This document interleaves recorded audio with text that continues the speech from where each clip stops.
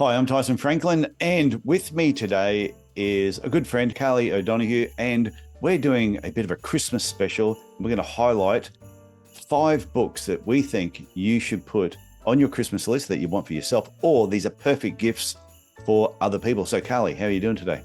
Oh, I am fabulous. And thank you for inviting me back. It's been a long time. It has been a long time.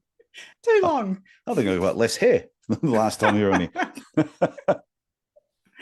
Oh, but So, excited, really excited to get into these books.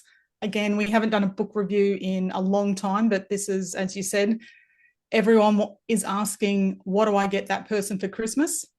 And we've chosen some books. They're not all business books. no, It's just great books that are inspirational that you can give to family members, friends, staff members. the books that we're going to talk about, because we're not going to dig into it in a lot of detail. We're just going to go, these are the books. This is one or two things that we liked about it and why it will suit certain people. And I think when people go through the 5 books, they'll go, okay, I know who that would suit. I know who that would be good for. And then they know what not to send us because we already have these books. Except the ones you're going to show, I don't have them. And you don't have the one that I'm going to, one of Nope. the ones I have. No. So do you want to do the first book? Yeah, sure. All right. This one is my absolute favorite book. It's called Untamed. It says, stop pleasing and start living. Ooh. Oh, it is. It is fabulous. This is probably one of the books that it was recommended to me by one of my girlfriends, and it has changed the way I view my life and the way I really live my life. So it's not a book just for women. It's about a woman's journey. She was married, she had kids, she had a great job, and it's actually a true story. So on paper, why wasn't she happy? She should have been happy, but she's not. So really questioning, why are you doing things in your life and who are you doing them for? And have you lost yourself along the way? So when is the last time that you could say to yourself, I love this version of me? Ooh. Oh, that's deep. Yeah, yeah. Can I And ask you a question? Did you yeah, cry when you read this book? I cry when I read most books. Actually, it's only So, then because unless oh, people are watching the video, I can see the look on your face when you actually said that, yeah. that I could tell you were reflecting back on something you'd read in the book, and I could see like emotion on your face at the same Yeah, time, and this is why which then books are started to upset fabulous. me. And I'm thinking, okay, settle down. No, it's a good thing. So I think that any book that you read, if it elicits emotions in you, it's a fabulous book. And the writer doesn't necessarily want you to go on the journey, the exact journey that they went on, but you can relate it to different things in your life. Mm. So, what does it take for you to step out of the cage that you've put yourself in your life? If you have, and you may not even realize you're doing it, when you're trying to please people along the way in your life and not be truly honest to who you are, this book is just, it touches on certain points that you go, oh, yeah, actually, the way I've been brought up is the way that I think things should be in life. And it's not. You've got blinkers on, and it teaches you how to take those blinkers off and say, have the courage to actually do what you want to do in life and not have the fear of losing what you already have. There's one thing from the book that I think was really good is it says, the only thing that was ever wrong with me was my belief that there was something wrong with me. It's a good quote. So the only thing that was ever wrong with me was the belief that there was something wrong with me. You are the quote queen, aren't you? Oh, I love them. I love them. I love them. Mm. So you go next, Tyson. Okay, so it was funny that the book that I thought I'd talk about first is The Courage to Be Disliked. Yeah. And on here it says, yeah, the Japanese phenomenon that shows how to free yourself, change your life, and achieve real happiness. And once again, it's a story, it's a fictional story between a youth and a philosopher. And this philosopher is basically has 2 types of thinking where you've got Freud's psychology, where there's a cause and effect. And then he talks a lot about Adler psychology, where it doesn't matter what happened in the past, what you choose to do tomorrow is entirely up to you. And this youth is challenging the philosopher about this. And the philosophers keep explaining to him there's all these different things you're doing in life that you're purely doing it because you're just trying to please other people instead of just doing things that you should be doing just for yourself that are going to make you happy. So, and that's what it's all about. The courage to be disliked is sometimes for you to be happy, other people are going to dislike you for that. And one of the things that I highlighted in the book is, let me get to that page, and I did this purely as like a podiatry example. So for a podiatrist listening to this, it'll be when you go to increase your fee, some people are hesitant to do it because they're concerned what the patients are going to think. Saying no to patients, they're concerned what the patients are going to think. And doing podiatry your way. So saying if there's certain parts of podiatry you don't want to do, if it's going to make you happy, then yeah, there's a chance it's going to make other people unhappy. Oh, totally, totally. And I think all business owners go through that. Like, what's the right thing to do and what's the wrong thing, and what's someone else doing, and it comes back to that fear of being different and that fear of maybe getting criticized by someone. But if you're getting criticized, you're probably doing the right thing. It's scaring that other person. So it's eliciting fear in them. So your book and this book, I think, almost go hand in hand. They're two different stories. Yep. But they're both basically saying to everyone, you need to be happy with what you're doing. That's and right. I was talking to a client just recently, and they were saying about something that they wanted to do. And I go, you're doing that for you? Is that something you want to do because it's going to make you happy? Or are you doing it because that's what's expected of you? And that's right. So you're going to disappoint somebody. About that. Yeah. But if you're living your life always disappointing yourself, then are you really living your life? Okay. So what's your next book? All right. So moving right along. On to the third book. Now, a lot of people would know this man. He has done a lot of running recently. His name is Ned Brockman. And there will be some dislike or people that don't like him and people that love him. Now, I'm a person that loves him. This is the book here. It's called Ned Brockman Showing Up. Now, this is his first book. He has brought out a second book here called Fired Up. And I'm only really recommending the first book, Showing Up. So sorry, Ned. Sorry, Ned. Yeah, recommending the first book. Well, I think he brought out the book too soon after the second one. And he hasn't really lived enough of his life to put out another book. So the second book was half of his first book, but it was just telling, like, involving the coaches and other parts of his life. But the first book, called Showing Up, it's about his run across Australia.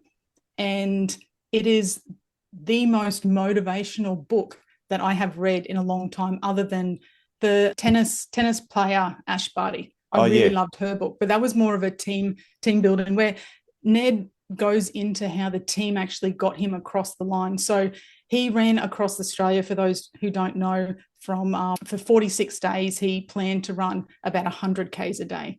Recently, his recent venture was running 1,000 miles in 12 days.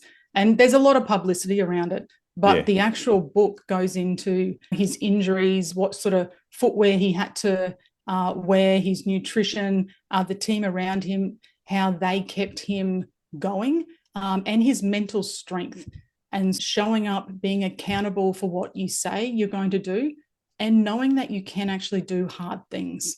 And I think that's really important, because I think that a lot of people have lost the accountability of themselves.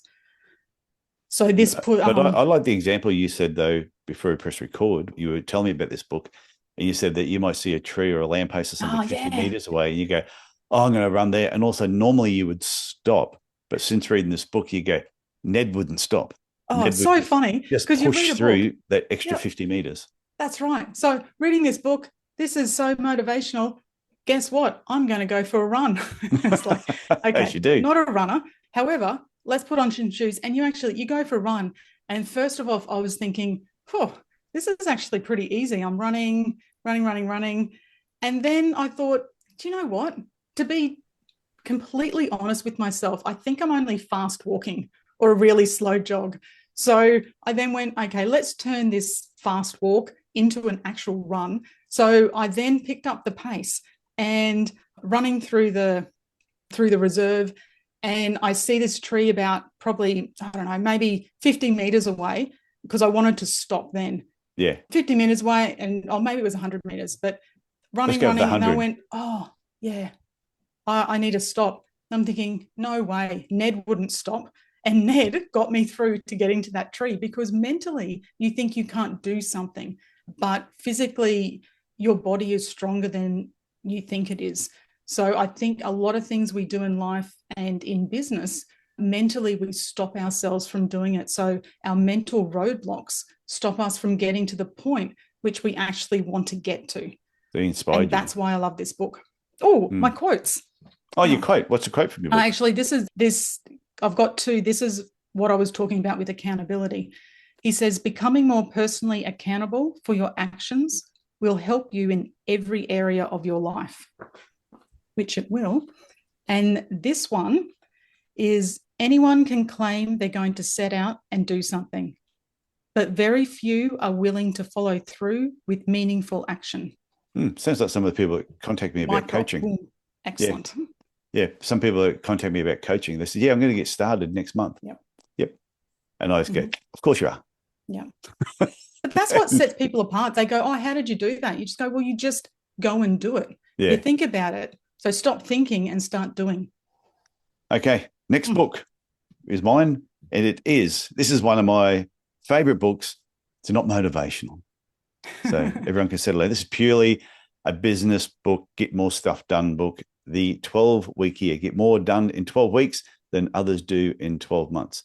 So the whole idea of it, or the premise of the book from my thinking, was he says that most people will set goals for the year or things they want to get done for a year period. And they get to January, February, they go, I still got 10 months before the end of the year. And they just mosey on through. Then a quarter of the year disappears, then half of the year. And it's not until about the last 3 months, the last 12 weeks, where people start going, oh, I said I was going to do such and such, lose weight, do better at work, have a better business, whatever it is, that they really start putting in the work that's needed. And they may or may not hit the goal, but that's when all the work gets done. So he thought, well, why not split the year into 4 parts, 4 13 weeks segments, but set goals for 12 weeks and then have a week off. Set goals for 12 weeks, have a week off. So therefore, you're pushing yourself 4 times a year. And by doing that, you get a lot done. So I've been doing that all of this year. That's all this past 2024. I've set these 12-week goals. And I have it in my calendar, read today's goals. So I go to my brain book and I've got it all written down at the front on a Post-it note, what I'm achieving for this 12 weeks. And since doing that this year, I've hit it every single time. Yeah, good all work. the way through. And I've already got next year all planned out. I go to my calendar now and on my Google Calendar, I've already got the 12-week segment blocked out and my 1 week off. And it's important to have that 1 week off. The idea is to push yourself for 12 and then have a week off. Now, you might still have a holiday during that 12 weeks. But it's planned. You might go to Hawaii. It doesn't matter. But your goals are still set for that 12 weeks. But on that 13th week, you do nothing. You just I'm going to trying to achieve anything. You said that you weren't going to motivate, but you have motivated me to buy those 2 books. They're a Christmas present to myself. It is. Love it. I'm going to send. I'll send you a copy. I'm going to send you a copy of this, Carly. Brilliant. I'm really looking forward to that. You've guilted me in, even though guilt is a wasted emotion. You've guilted me into not planning my next year until you read increments. This book. Yeah. Look at us go next year. We're going to be on fire. It's one of those books that most people say this is one of the books you need to read because you will get a lot more done if you're doing it in these 12-week blocks. Now, the 5th book we're going to talk about is a book that you and I both like, that we both have a copy of it, and we think everybody should put this on the Christmas list if they don't have it for themselves or for friends, and it is The One Thing. The One Thing. Do you have the hardcover? I have the hardcover. Oh, no, I have the soft cover. You have the soft cover? Yeah. I spent the extra. I got the hardcover. No, I got it when it first came out. When the book first came out, I got this one. Now, we've spoken about this book in podcasts before. We have. But why we're talking about it today, because this is a Christmas edition, Christmas present edition, and it is an inexpensive book that will change the life of the person you give it to, because everybody's got 50,000 things on their to-do list. You won't get any of them done if you look at all of them. If you focus on one of those things and say, look, I need to just complete this one thing for today and get it done, and you focus on that before anything else, the feeling that you have at the end of the day or the end of the week when you keep doing that is phenomenal. So this book is so simple, but is just so effective. Yeah. And I think it goes, what's the one thing that if we did it now would make everything else easier or unnecessary? And as you can see, we did do the book review. That's why I've got so many tags on this particular book if you're watching the video. And that's why these two books together, the 12-week year and the one thing, are usually the two business books that I tell people, put them together and it's going to help you so much. We've done other book reviews. There's heaps of great books out there. Heaps of great books. We've just chosen a couple for Chrissy. But these are the ones that we think, if you don't own yourself, tell your partner, your colleagues that, hey, if you're going to get me something, I'd like you to get me this book. And if you do read them over the Christmas break, you will start the new year off really well. Yeah. You'll feel better about yourself. Absolutely. Okay, Carly, thanks for coming on here. And thanks, in Tyson. 2025, you're going to come back. Yes, and we will do some more book reviews so people can look out for that. And the reason is because you had people coming up to you saying, Carly, what happened to the book reviews? That's right. I didn't realize people wanted more books. So there was a lot of pressure to read those books, and we are motivated again to do it. So, and we love it.